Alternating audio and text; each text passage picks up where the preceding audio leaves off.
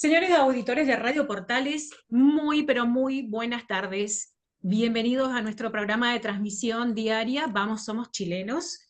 Estamos de lunes a viernes de 19 a 20 horas en nuestra querida Radio Portales. Hoy miércoles 4 de septiembre estoy con mis colegas, el señor Héctor Santovar, experto en seguridad, y el señor Víctor Inostroza de Fundación Piensa Abogado. Y quienes hablan, Neil Ruiz, licenciada en Relaciones Públicas. ¿Cómo les va? Buenas tardes, ¿qué cuentan? Hola Nil, ¿cómo estás tú? ¿Cómo estás Víctor? Siempre un agrado poder compartir con ustedes, verlos y escucharles. Yo también estoy muy bien, Neil. Muchas gracias, Héctor. Muchas gracias, Neil. Y un saludo a toda la gente que nos escucha en este miércoles 4 de septiembre. Ya adentrándonos en el mes de las alergias. ¡Wow! Un poco, sí, se viene la primavera. Se viene la primavera, se vienen los festejos del Día de la Primavera, las floraciones ya se han adelantado, esperemos que no tengamos días fríos que puedan arruinar cosechas, así que eso, disfrutando un poquito del solcito y adelantándonos con lo que dije recién, con el tema de los cuidados para los alérgicos, número uno yo acá. Así que bueno, eso. Tenemos muchos temas para tratar hoy. Víctor, hoy hacen 2 años de el rechazo a la primera propuesta constitucional en Chile. Así es, se cumplen exactamente 2 años desde que el 62% de los chilenos, más de 7.800.000 personas, votaron rechazo en contra de la propuesta emanada de la Convención Constitucional, esa Convención Constitucional que uno lo recuerda por el Dino Azulado, por la tía Pikachu, por el pelado Rojas Bade, Báez, Bade, sí, por ellos, pero claro, uno se queda igual un poco en ellos, pero la verdad es que fue mucho más que eso. Al sector que perdió es al que más le conviene que ese sea el relato, ¿no? Que en ellos se encauce, por así decirlo, y que se mire a ellos como las caras del fracaso, pero en realidad fue un poco más que eso. Cuando ganaron la Convención Constitucional, es decir, cuando se dieron cuenta la izquierda que podía redactar el proyecto constitucional que ellos quisieran, tomaron una actitud un poco, por así decirlo, altanera, un poco soberbia. De hecho, hay algunos convencionales que decían los acuerdos los vamos a poner nosotros y el que quiere se suma y el que no, bueno, mala suerte. Y recordar que todas esas personas del Partido Socialista, del PPD, de la Democracia Cristiana, del Frente Amplio, están gobernándonos actualmente y fueron ellos quienes sufrieron a esa derrota. Sin más, uno no tiene poca memoria, pero la que lideró la campaña para el apruebo fue la ministra del Interior, Carolina Toá, que eso fue que la catapultó a estar en el lugar donde está, junto con Vlado Mirosevic, que luego de perder esa elección terminó siendo el presidente de la Cámara de Diputados, junto con Carol Cariola, que está haciéndolo ahora. Entonces, claro, fue una derrota contundente, más de 3 millones de votos de diferencia, 7.800.000 versus 4.800.000 ese día 4 de septiembre, que yo recuerdo bien cuando empezaron a salir los primeros resultados del voto en el extranjero, que son los primeros que se empiezan a conocer en Australia, en Singapur, por uso horario, esos son los primeros, y uno ya se daba cuenta que cómo venía la mano, por así decirlo, ¿no? Porque por lo general el voto en el extranjero es muy hacia la izquierda y cuando uno veía que no era tan así la cosa en el extranjero, ya uno podía anticipar de alguna forma lo que podía pasar en Chile, pero nunca jamás pensamos que iba a ser tanta la diferencia. Insisto, fueron 3 millones de votos de diferencia, un 62 creo que el contra un 38. 81, ¿cuánto? ¿60 ahí? 62 contra 38. El Ujú. 85% del padrón votó, cerca de 13 millones de personas, que es mucho para un país Sí. con 20 millones de habitantes. Entonces, fue una derrota contundente que En tuvo ese la izquierda. momento, corregime ¿Sí? si me equivoco, el voto no era obligatorio. Era obligatorio. Fue la Ah, era primera obligatorio. elección donde sí, era obligatorio y por eso también votó tanta gente. Eh, pero claro, fue una derrota a un proyecto que en lo personal encontraba que desbalanceaba el país, que esta, por así decirlo, separación de poderes quedaba un poco en duda, donde se trataba de dividir a la nación chilena en 11 naciones distintas, donde se intentaban establecer diversos sistemas de justicia, donde la propiedad no quedaba asegurada, donde se garantizaban muchos derechos sociales, pero en el papel, porque en los hechos los derechos sociales se tienen que pagar, requieren un desembolso del Estado y no establecía la base para que el país creciera, sino que todo lo contrario, ¿no? Así que en lo personal, ese día, cuando ganó el rechazo, más que alegría, yo lo que sentí fue alivio y sentir Mm. que en ese momento el país se nos podía ir de las manos, la verdad. Pero eso no fue lo que ocurrió. A 2 días después de este resultado, el gobierno tuvo que cambiar su gabinete casi completamente. Así es, por eso Carolina Toá está dirigiendo el Ministerio del Interior. Una de las personas que salió damnificada ahí fue la jefa de campaña de Gabriel Boric, que fue Isquia Siches, quien en aquel entonces era ministra del Interior, y ella fue una de las damnificadas. Giorgio Jackson lo cambiaron del Ministerio de la Secretaría General de la Presidencia al Ministerio de Desarrollo Social. La ministra Camila Vallejo siguió en su puesto y sigue ahí, pero por así decirlo, cortaron por lo más fino, ¿no? Por quien no tenía tanto apoyo partidista, por quien no tenía tanto, por así decirlo, contactos dentro del gobierno, y fueron quienes terminaron saliendo. Pero insisto, se terminó premiando a quienes en el gobierno apoyaron esa propuesta. Ricardo Montero, recuerdo que fue uno de los convencionales constituyentes que ahora está en el gobierno. Ignacio Achurra, también uno de los convencionales constituyentes que todavía está en el gobierno, que ganando sueldos de 7 millones de pesos. La otra vez salió la nómina de cuánto le pagan. Y también acá en la alcaldía de Valparaíso, sin ir más lejos, quienes eran parte de la izquierda más dura, el alcalde Charp los recibió acá para que siguieran trabajando en su alcaldía ciudadana. Fue una derrota contundente contra un proyecto que intentaba desconocer más de 200 años de historia republicana, porque hay que contarle a la gente que las constituciones no se hacen de un día a la mañana, las constituciones se van desarrollando históricamente.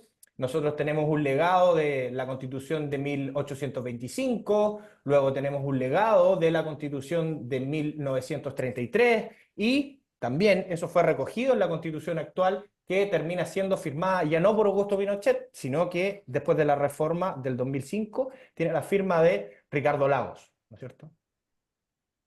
Mira, Bien.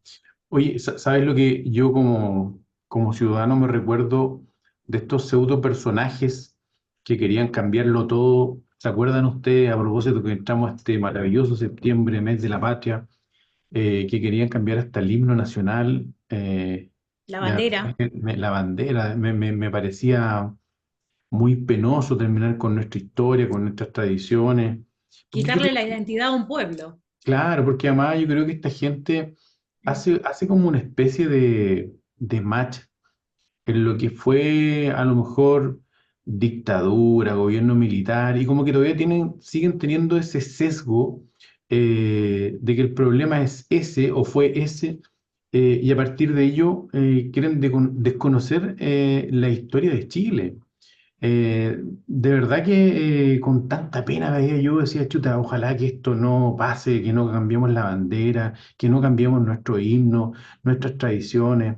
Y también ustedes se han de acordar de que aparecieron varios personajes que fueron ahí top ten dentro de la política contingente de ese entonces, que Faranduleros. claro, o sea, siguieron farandulizando un poco la política, pero además personajes que emergieron como grandes referentes, como grandes pensantes, y proyectándose incluso como candidatos presidenciales en algunas instancias, gente que aquí de la región también, pues, Sí. que se mandaron varios desaguisados y que hoy día están en el más absoluto anonimato y se lo agradezco infinitamente, además. Pero están en el anonimato, pero sin haber rendido cuenta de todo lo que hicieron y lo que no hicieron. De Sí. todos esos dineros que cobraron y que quedaron tirados, porque realmente se gastó mucho dinero y ese dinero podría haberse utilizado positivamente en creación de recursos, no sé, Sí, creo yo, estoy no de sé. acuerdo. Yo concuerdo con la tesis de muchas personas que opinan sobre política y todo, de decir que esta fue una farra, ¿no? Eso fue lo que fue. eh, hubo un plebiscito de entrada donde se les preguntó a las personas si querían cambiar la constitución o no, y ese plebiscito fue 80 contra 20, ¿no? El pueblo de Chile les dijo, ok, cambien la constitución y no lo hagan desde el Congreso, porque esa era una de las opciones, sino que háganlo desde un órgano autónomo, independiente, con personas electas para solo ese propósito. Y cuando, insisto, cuando se dieron cuenta que tenían los 109 votos, porque se necesitaban para aprobar por 2/3 las normas que ingresaban a la propuesta final, cuando se dieron cuenta que tenían los 109 votos de 155, empezaron a aprobar unas cosas que uno no tiene noción ahora o no se acuerda de lo que era. Nosotros tuvimos, desde Fundación Piensa, nosotros hicimos un proyecto que se llamó Piensa tu Constitución, porque nosotros entendíamos que la discusión constitucional era muy de élite. ¿En qué sentido? Que la mayoría de las personas no se entendía de qué se estaba hablando. Entonces nosotros hicimos este proyecto que se llamó Piensa tu Constitución, donde fuimos a todas las comunas de la región, nosotros lo enfocamos en la región de Valparaíso, fuimos a todas las comunas de la región, a todas las provincias, recorrimos, donde nos recibían, nosotros íbamos y dábamos una charla donde primero les contábamos a las personas qué era este proceso constitucional, cómo se había formado, por así decirlo, luego les contábamos y les decíamos en qué consistía una constitución como norma jurídica, que primero les decíamos, bueno, la Constitución es la norma fundamental que regula las bases del Estado, es decir, está por sobre todas las otras normas. Les decíamos que su principal función son dos, que tiene que dividir el poder político para que entre ellos se balanceen y haya contrapesos, y además que se garanticen determinados derechos fundamentales, y dentro de los derechos fundamentales están los derechos sociales. Y cuando nosotros le explicamos estas cosas a las personas, era como si como si nosotros hubiésemos descubierto la pólvora. Las personas agradecían mucho lo que nosotros hacíamos porque realmente no entendían absolutamente nada, a pesar de que la discusión constitucional estaba todos los días en la televisión. Había un desconocimiento muy grande sobre el tema constitucional. Y también recuerdo que muchas veces íbamos a algunas, por ejemplo, íbamos a predios agrícolas donde hay muchos extranjeros, donde hay muchos venezolanos trabajando, y ellos eran los mayores opositores al cambio constitucional, porque era lo que había hecho el régimen de Chávez en Venezuela, que los estaba llevando, que los llevó a lo que está hoy.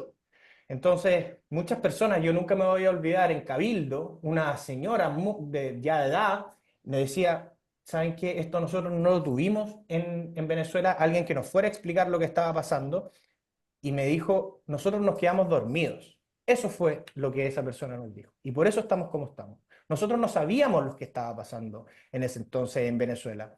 Y ella nos valoraba que nosotros hayamos ido ahí a una junta de vecinos donde habían 10 personas que estaban dispuestas a escuchar lo que nosotros decíamos. Y luego de contarles lo que significaba una constitución, lo que era, en términos muy básicos, tratando de bajar un poco, de bajar esta discusión de élite a un lenguaje mucho más comprensivo, les contábamos un poco la propuesta constitucional. Y ya cuando nosotros les decíamos, miren, sabe que en el artículo 10 establece que Chile ya no va a ser una única nación, sino que van a haber 11 naciones, y les nombramos las naciones, las personas que van para adentro decían, pero ¿cómo es posible que estas personas hayan escrito esta propuesta constitucional que supuestamente era la salida al estallido social del 18 de octubre del 2019. Del 19 de octubre, perdón. Ellos no lo podían entender. ¿Cómo estas personas, estos 155 convencionales, les presentaban esta propuesta para ser votada?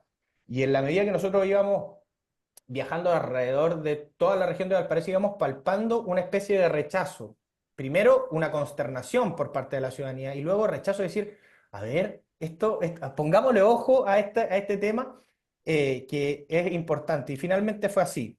Y respecto a esta pasada de cuenta que tú decías, Neil, y por así decirlo, ostracismo que llegaron algunas personas que lideraron, yo quiero relevar que más que están replegados, o sea, quiero decir que hay como una especie de repliegue táctico por parte de esa izquierda.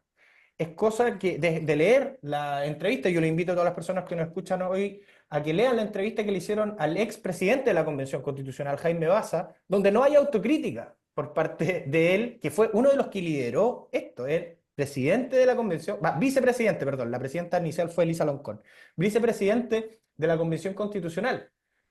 Él no hace ni una especie de autocrítica y dice, bueno, nosotros calculamos mal, los poderes económicos fueron más fuertes y perdimos. Ese es su diagnóstico. Pero, dice, las ideas y la refundación del país todavía está. Entonces, yo llamo la atención de que todavía esas consignas que estaban en la propuesta constitucional que se rechazó hace 2 años siguen en pie por parte de quienes las promovieron. Y solamente están esperando el momento para volver a presentarla en algún minuto donde la ciudadanía sí esté de alguna forma despistada, como me decía esta ciudadana venezolana que nosotros una vez le fuimos a hacer esta charla. Hablando de despiste y ciudadana venezolana, Maduro decretó que a partir del 1 de octubre comienza la Navidad en Venezuela. Sí, sí, eso fue lo que Despiste, decretó. Totalmente delirante lo que está haciendo el dictador Nicolás Maduro. Y yo creo que también lo hace como para despistar un poco, porque lo hizo justo el mismo tapar día, cosas, tapar claro, situaciones. y lo hizo justo el mismo día que la Fiscalía, que supuestamente es autónoma, pero no tiene nada autónoma, emitió una orden de arresto en contra del presidente electo Gonzalo Urrutia. Entonces, también, yo creo que lo hace también, porque si bien son un poco delirantes, pero tontos no son. Por algo se han mantenido tanto tiempo en el poder y vamos a ver qué es lo que ocurre si es que llegasen a aprender al presidente electo de Venezuela. Vamos a ver qué es lo que pasa. Creo que 9 países comunicaron de que estaban en desacuerdo con la orden que impuso Maduro.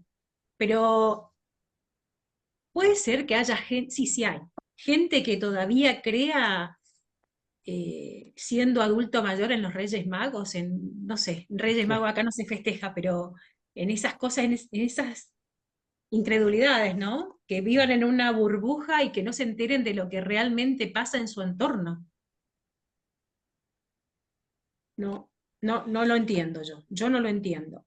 Y como tú decías recién con lo que comentaban estas personas de Venezuela, que no entendían esta propuesta de la Constitución, claro, si viven en un lugar donde realmente les cambian permanentemente la realidad, adaptándola a lo que a ellos mejor les interesa, ¿no? Que es, en este caso, perpetuarse en el gobierno. Así es, eso fue lo que hicieron y yo creo que no estoy diciendo que nos salvamos de lo que está pasando ahora en Venezuela, pero de un germen que pudo haber decantado en algo muy catastrófico. Yo estoy de acuerdo con todas las personas que dicen que la elección del 4 de septiembre del 2022 fue la más importante luego de del triunfo del no, que terminó con el presidente o con Augusto Pinochet fuera del gobierno para luego que llegara el presidente Elwin a la moneda. Yo estoy de acuerdo con que fue una de las derrotas más grandes que ha tenido la izquierda en los últimos años por lejos, y también una derrota muy contundente y casi de forma una herida de muerte que tuvo el programa de gobierno de Gabriel Boric. Aquel entonces ministro Giorgio Jackson dijo que su programa se tenía o estaba pensando siempre siendo ejecutado con la nueva constitución. Si no se aprobaba la nueva constitución, no se podía ejecutar el programa de gobierno de Gabriel Boric. Entonces fue una herida donde dejó muy mal parado el gobierno de Gabriel Boric, que apostó todo en un inicio a esta propuesta constitucional. Y por eso también uno los ve dando tumbos, como que no saben muy bien dónde están muchas veces.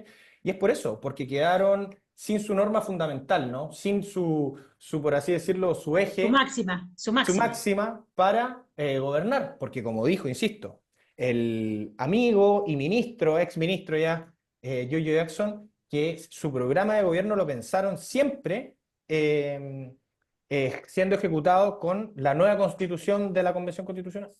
Subestimaron a la gente, quizás, y estaban muy seguros de que iba a ser aprobada. Así es, así es. Subestimaron a la gente, yo creo, y todavía siento que siguen de alguna forma subestimándola.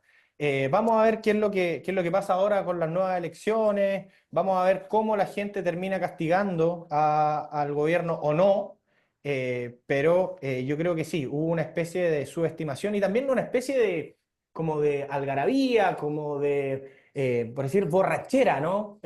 Yo recuerdo a Stingo, por ejemplo, a este Ah, convencional que fue uno de los más votados, que sí. fue un programa de decir, nosotros vamos a ser los que llevemos los grandes acuerdos, no van a ser la derecha, porque la derecha perdió, y no, y si se quieren sentar con nosotros a conversar, se van a tener que sentar en nuestros términos.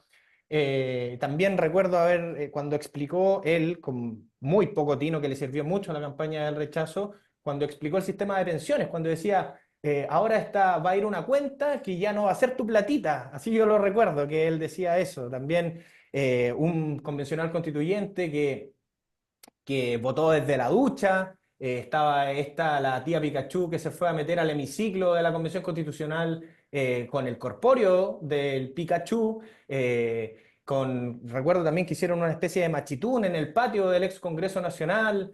Y todo eso, todas estas cosas hicieron que la gente primero se diera cuenta que en ese órgano se estaba escribiendo cualquier cosa, pero yo insisto, y le quiero recordar a la mayoría de las personas que quienes nos gobiernan fueron los mayores promotores de esa convención y fueron los que pusieron los votos, sus coaliciones dentro de la convención, para que ese texto se aprobara. Yo insisto, al gobierno y a quienes aprobaron o quienes llamaron a votar a prueba les conviene mucho que el acento se ponga en la tía Pikachu, en Rojas Bade, en quien votó de la ducha y un millón de personas un poquito más de color, ¿no?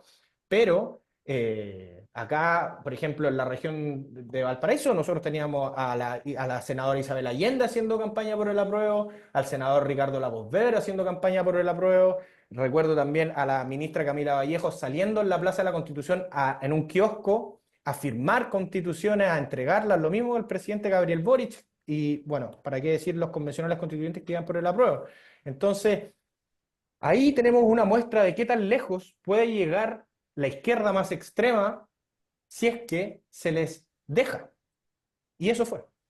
Eso fue la propuesta que ellos entregaron. Una propuesta con autonomías territoriales indígenas, donde se configuraba una especie de comunas a cargo de personas indígenas que podían elegir su autoridad y que de alguna forma podían gobernarse a sí mismas sin mayores controles por parte de la Constitución, que no se establecían muy bien, con distintos sistemas de justicia, insisto, resolviendo temas que no van a la Constitución. Por ejemplo, el aborto, se establecía un aborto sin mayores límites, que son temas que se tienen que dejar más bien a la ley. Uno puede estar a favor o en contra, pero son temas que tienen que ir más en una discusión más fina dentro del Congreso. También se eliminaba el Senado, un contrapeso que tiene el Ejecutivo. Entonces, yo insisto, una de las mayores, Que los eh, mapuches sens- pudieran tener sus propias reglas claro, dentro sus de... propios sistemas de justicia y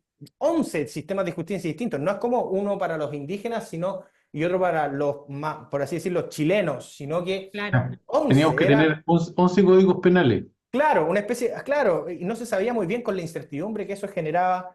Entonces, yo insisto, la sensación más que alegría, sí, era alegría por una victoria de una opción que uno estaba, pero más que alegría era alivio de ver que nos salvamos de una que pudo haber sido, pudimos haberla visto muy fea. Yo ¿sabes qué Imagínense, creo? no podemos con uno, O sea, no podemos con uno, vamos a poder con 11.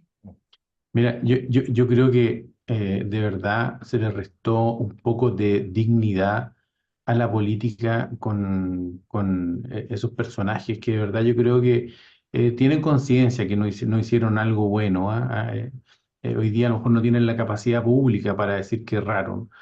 Pero afortunadamente yo creo que, claro, nos libramos de esa parte de la historia que querían escribir y que en definitiva fue por una votación libre y popular, como se dice, ¿no es cierto?, que tuvieron la capacidad de análisis de ver que las cosas no eran como se pintaban, como se dice trivialmente. Ujú. Afortunadamente yo creo que, bueno, en algún minuto vamos a tener que enfrentar nuevos aires de querer modificar la actual constitución, pero esperamos que sea de una manera un poco más madura, creo yo. Yo creo Así que es. para muestra alcanza un botón. No sé si han escuchado ese dicho, pero ya tenemos ese ejercicio, yo creo que hemos aprendido.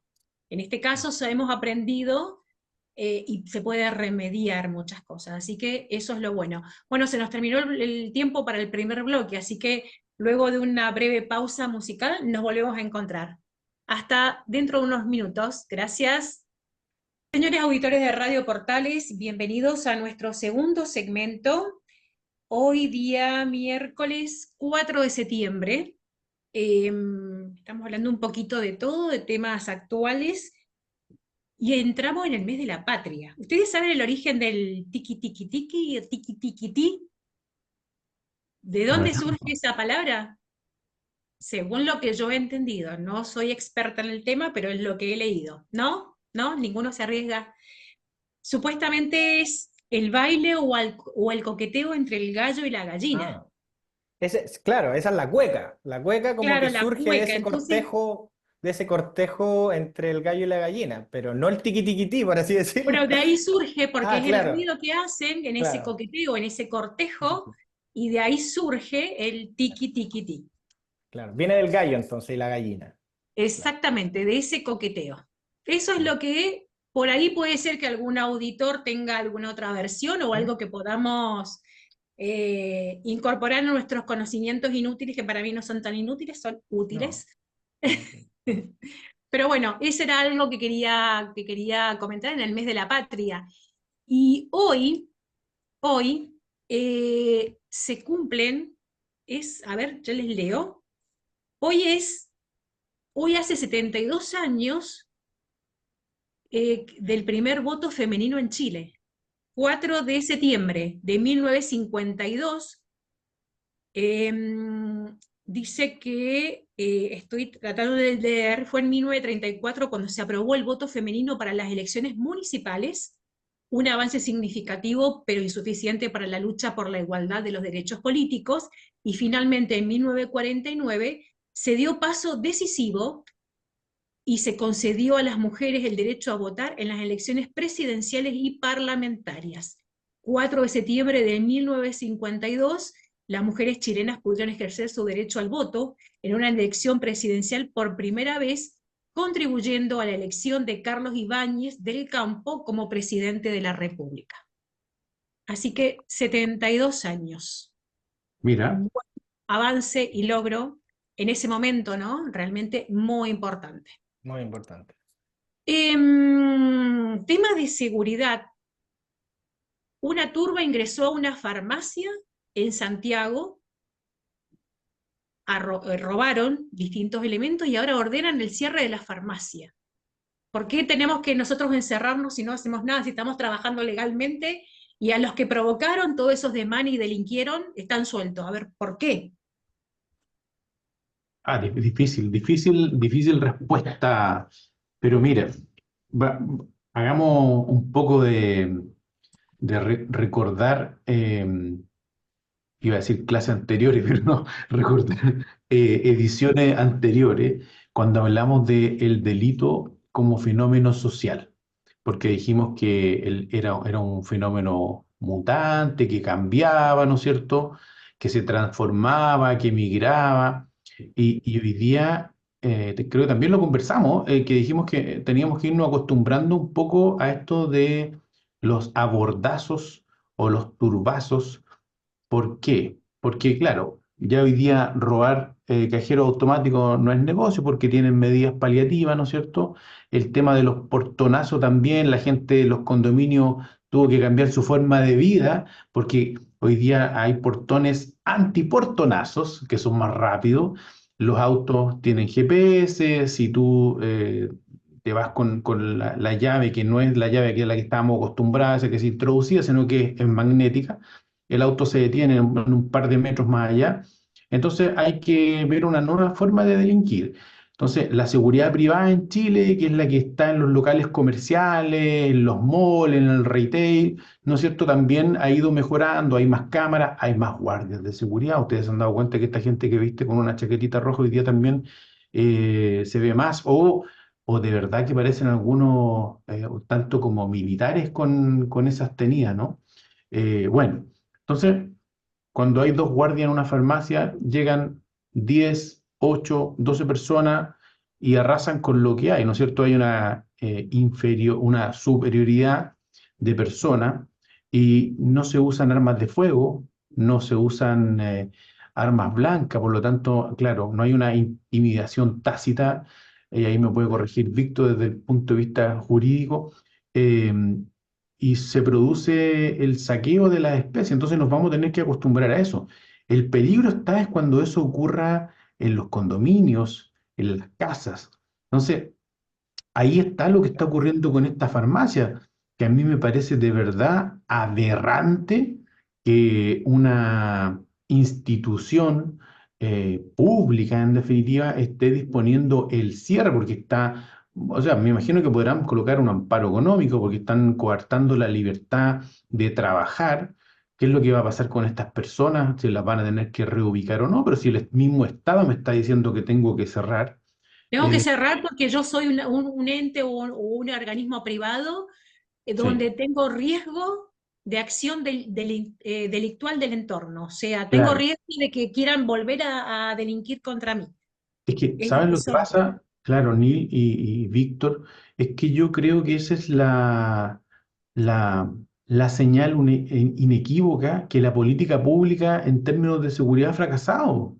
Eso es. Porque en definitiva le estamos entregando el barrio, la calle y el comercio a la delincuencia. Entonces, por eso que las organizaciones criminales se hacen fuertes, por eso que los enclaves criminales terminan utilizando, llegando a las poblaciones, a las villas, porque van a terminar siendo subsidiando al Estado. Entonces, no hay una señal clara. Entonces, ¿de qué sirven estos cónclaves, estas reuniones o estas cumbres de seguridad como la que vivimos aquí cerquita en el Cerro Castillo ayer en la tarde? Eh, ¿Cómo? ¿Para qué? Si pónganse en sintonía, digo yo. Y mira, y nos está faltando algo que es tan sencillo como la coordinación entre las organizaciones, por De acuerdo. favor, por favor. Cuéntanos, cuéntanos un poco del cónclave ese que haces mención en el Cerro Castillo. Mm. Mira, bueno, haciendo un breve análisis con información pública, obviamente, esta cumbre de seguridad lo único que tenía era para tratar de recomponer el diálogo y algunas confianzas entre los partidos políticos, porque estaban bien mermadas entre ellos. Eh, y esta reunión, porque para mí no era una cumbre, era una reunión, es para tener una visión política y una visión de los partidos, a ver cómo se pueden organizar y a qué le dan prioridad. Porque si para mí hubiese sido una cumbre de seguridad, hubiese pretendido que estuvieran primero que todas las policías, que son el último eslabón de esta cadena y las que cumplen y las que al final del día, como ustedes los van a ver, porque vamos a tener la próxima semana pseudo campañas preventivas y toda la autoridad entregando bolsitas, dípticos en las carreteras, en las ramadas, pero al final de la tarde, como digo yo, los únicos que van a estar ahí van a ser las policías y hoy día estos elementos coadyuvantes que es la seguridad municipal, porque el resto no va a haber nadie. Entonces, yo creo que se están tratando de poner de acuerdo en qué medidas administrativas tomar, porque el problema, sabemos cuál es el problema, sabemos que tenemos una crisis, que hay un aumento en los delitos, que hay un aumento en la violencia con que se ejecutan los delitos, que sentimos todos inseguridad, que las armas hoy día son parte preponderante en la comisión de delitos, y yo creo que están buscando cómo controlar, cómo en definitiva recuperar el barrio y la calle. Y ahí no me logra calzar esta disposición administrativa de esta autoridad que dice que cierra la farmacia, pues si no, así no, cerrando no vamos a recuperar el barrio ni la calle. Entonces, fíjate que ojalá que se puedan poner de acuerdo, ojalá que la coordinación de una vez por todas funcione. ¿Ya? Porque hoy día los alcaldes y los candidatos a los cargos de elección popular tienen un poco clara la película, ya algunos.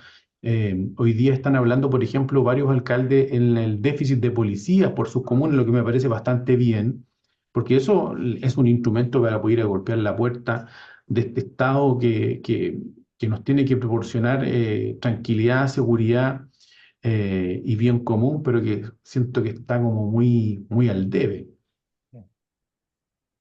Estaba leyendo las noticias que dice que la reunión se extendió de las 20 a las 23:30 horas, y una de la connotación que tuvo esta reunión fue, hacen hincapié, en la ausencia de teléfonos celulares.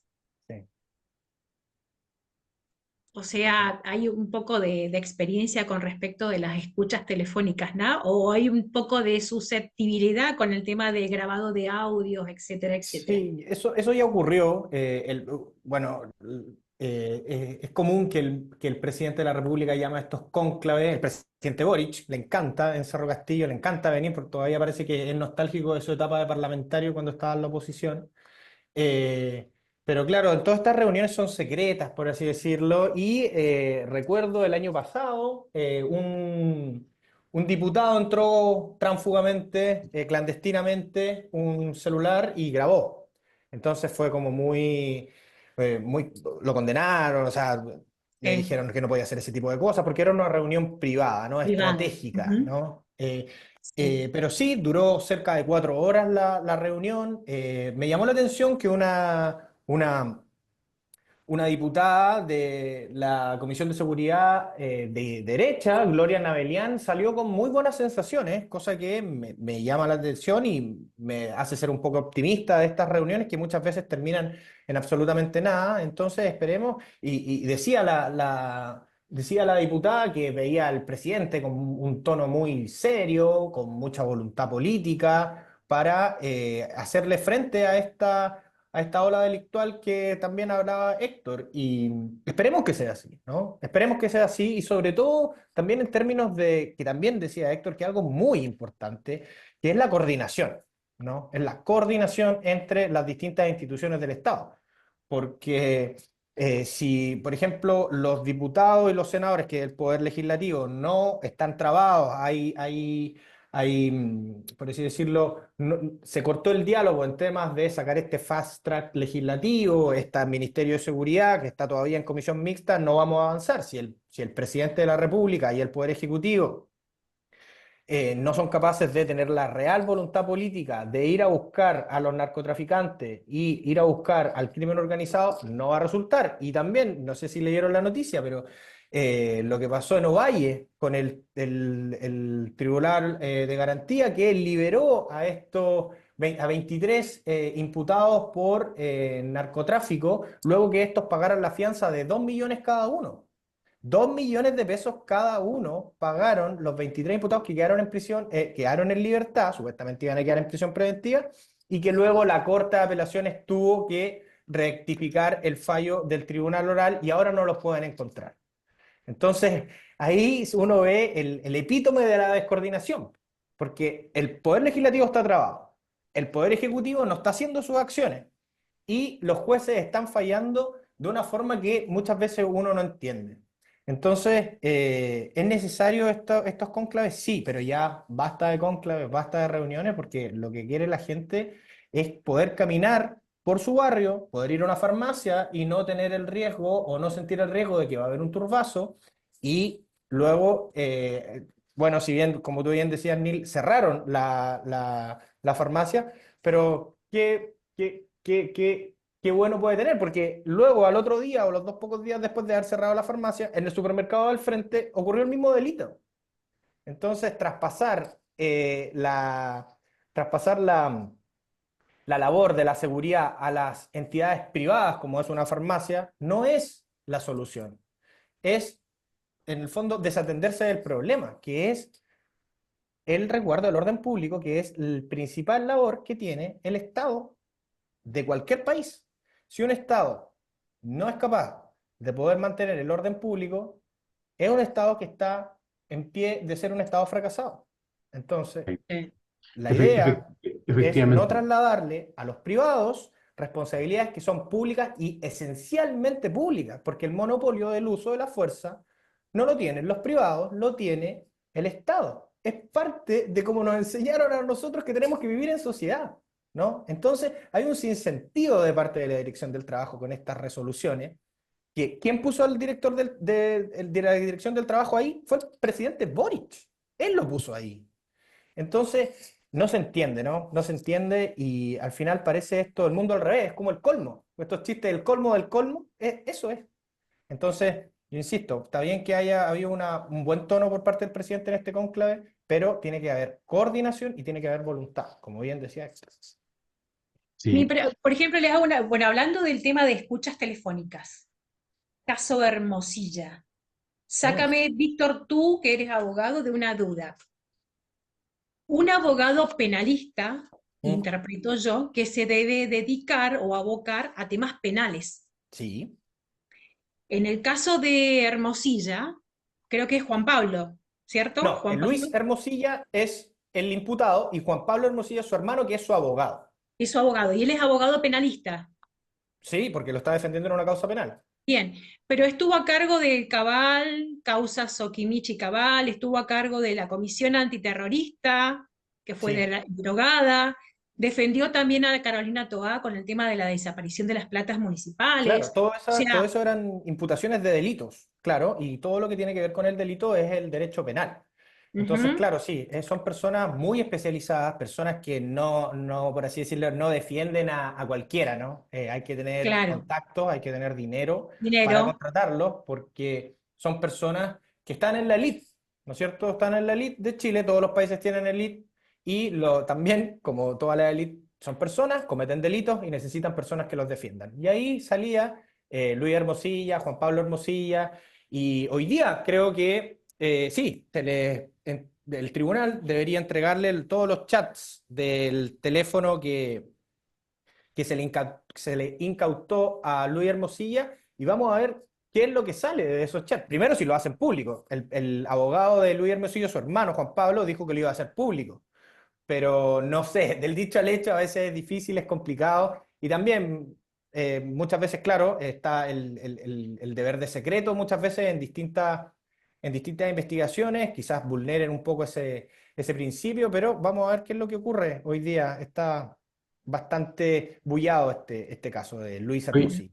hay varios que deben estar nerviosos Mucho. cuando se haga público esto, ¿ah? y yo creo que, bueno, ayer, no sé si fue ayer o antes de ayer, el presidente dijo que, bueno, tuvo algunos dichos, como por Sí. ejemplo, que los delincuentes debían pagar o estar encerrados, o los que cometían delitos deberían pagar por lo mismo. Entonces ahí fue cuando también tuvo una respuesta de parte de Juan Pablo Hermosilla, diciendo de que iba a dar Él a presentó un conocer, recurso de amparo, sí. claro, Presentó un recurso de amparo señalando que se estaba politizando el caso, cosa que de alguna forma tiene razón. Si el presidente de la República no está para comentar fallos sobre, ni siquiera claro. fallos, resoluciones de los tribunales que están en curso, son juicios pendientes. El presidente estudió derecho.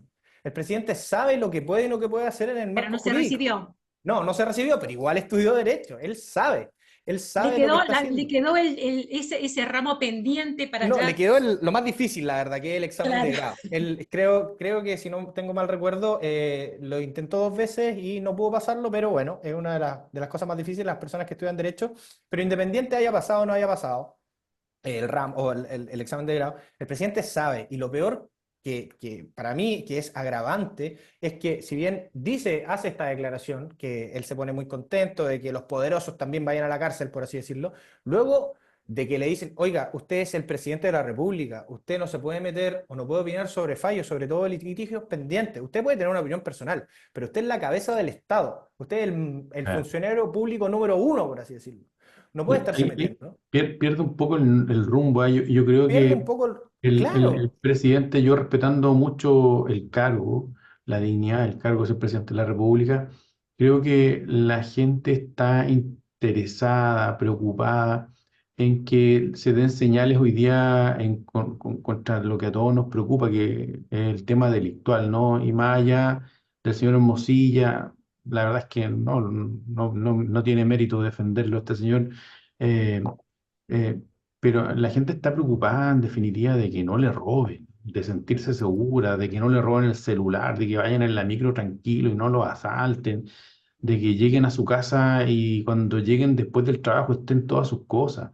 Entonces, yo creo que también hay otro personaje en el Estado que es el ministro de Justicia que también se ha transformado en un opinólogo en el último tiempo, casi confrontacional, y yo creo que ese rol no le cabe al ministro de Justicia. Fíjate que yo lo seguía con mucha detención, me llamaba mucho la atención, me gustaban mucho las cosas en las cuales estaba involucrado en su cartera, pero de un tiempo a esta parte creo que perdió un poco el rumbo.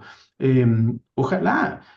también estas cosas en este cónclave se hayan conversado, porque hay cosas que nos van a empezar a hacer ruido. Gendarmería, hay una renuncia a través de una discrepancia entre las direcciones. Hay parte de las direcciones de gendarmería que son civiles y no funcionarios de carrera. Eso origina mucho ruido dentro de las filas de gendarmería, eh, porque no les da proyección a los funcionarios, y lo que todo funcionario espera tener proyección en la institución a la que pertenece.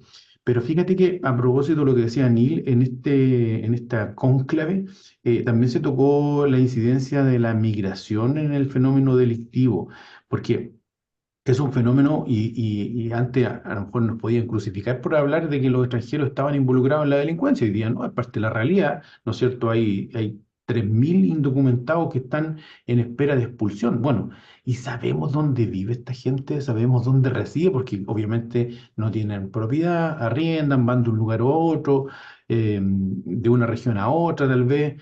Y bueno, dentro de las cárceles chilenas, según lo que mismo se proporciona como dato, es que de 4.000 extranjeros pasamos a 9.000 extranjeros presos en nuestras cárceles. Imagínate. Entonces, bueno, ¿qué pasa con el tema de las fronteras? Pues si la frontera es un problema de la gente que está entrando, ¿cómo los controlamos? ¿Cerramos o no cerramos nuestra frontera? Y también las fronteras nos están trayendo problemas. ¿Por qué? Por el tema de la droga, porque hoy día también, hace unos 3 o 4 días atrás, descubrieron una embarcación, ¿no es cierto?, en el extranjero, en Europa, que llevaba cocaína que había salido desde un puerto chileno. Entonces, imagínate eh, cómo entra la munición, cómo entran las armas a Chile. También puede ser un tema del contrabando, por la frontera, aire, mar y tierra. Entonces, la frontera es un punto de quiebre en el tema estratégico de la seguridad, y creo que también ahí estamos al debe en cómo abordarlo. Ahí es donde falta parte de la coordinación que necesitamos, de que estas coordinaciones sean buenas y sean efectivas. Y finalmente, en algún minuto, vamos a tener que decretar algún estado de excepción constitucional por el tema de la seguridad. Ya varias veces se han pronunciado parlamentarios, más de alguna ex autoridad al respecto. Bueno, ¿y qué vamos a hacer con eso? ¿Cómo lo vamos a gobernar? Por eso que me llamaba un poco la atención en este cónclave, que estuviera la ministra de Defensa también, pues. Sí. Algo tiene que estarse generando ahí. ¿Ah? Entonces, hay que estar atento, porque esto, como diría alguien ahí, es un tema en evolución. Sí, Aparte en de eso términos hay un tema que periodísticos, sí. no hay que, no solamente el tema de el ingreso ilegal de tantas personas, que está la puerta abierta entre el que quiera, el tiempo que quiera, con lo que quiera, sino también esos 9.000 detenidos al que los que tú haces mención están encerrados, y esas personas necesitan comer, servicios básicos. ¿Quién paga a los abogados? Porque en algún momento para detenerlos tuvieron que tener algún abogado defensor. Son todos recursos económicos que el país está gastando Bueno, en todas esas personas que no ah, tienen identidad dentro del país. hay que irse a la estadística. ¿Cuánto sale mantener un preso en nuestras cárceles? Debe andar cercano a 1.000.000 de pesos de manera mensual, porque tú tienes que saber la alimentación, consumos básicos, gendarmería, ¿no es cierto? Traslado y qué sé yo. Es una cifra no menor. Salud. Salud, claro, es una cifra no menor. Entonces, imagínate, se está originando este ruido en gendarmería que, como digo yo, es un conflicto o una noticia en desarrollo. Sí, sí, sí. Bueno, y ahora, por ejemplo, no sé si ustedes leyeron de que la senadora Campillay fue a visitar a Héctor Yaitul, y para que depusieras la huelga de hambre, y ella se ofreció a hacerle como el aval para poder defender sus derechos. Y una de las cosas que pedían es que se cree un módulo en la cárcel específicamente para comuneros mapuches. Sí, O Difícil. sea, difícil, dificilísimo. sobre todo por los delitos que se le están imputando a Héctor Yaitul, que son Sí. gravísimos. Entonces, un trato especial a una persona que está siendo procesado por delitos casi que de terrorismo, porque no creo que se lo estén procesando por la ley de seguridad del Estado, sino que lo tienen que estar procesando por otro tipo, por el Código Penal, por así decirlo. eh, son gravísimos y arriesgan una pena muy grande. Y recién ahí podemos volver un poco a la crítica que le hacíamos al presidente Boric. La senadora Campillay es una senadora de la República. Ella es una de las personas, ni siquiera es diputada, donde son 155. Senadores son 50. Tiene mucha incidencia en la labor legislativa. Ella crea las leyes que después los jueces tienen que aplicar. Entonces, Sí, y que ella vaya y se ponga del lado de esta persona que se le adjudican 1 millón de delitos, atentados, muerte, tráfico ¿cómo se llama?, de armas, tráfico de madera, 1 millón de cosas, parece completamente insólito, la verdad. Y además que pida derechos especiales, ¿no? Como un claro. módulo especial para personas mapuches.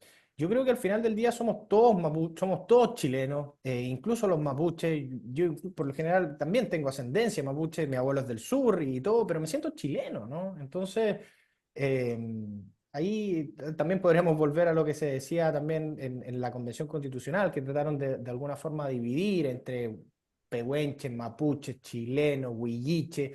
Al final somos todos chilenos, todos tenemos una pura bandera, tenemos un puro himno. Cuando juega la selección nacional todos nos emocionamos, cuando ocurren catástrofes todos nos unimos, somos una pura nación. Entonces hacer ese tipo de divisiones me parece un poco antojadizo incluso a veces. Sí.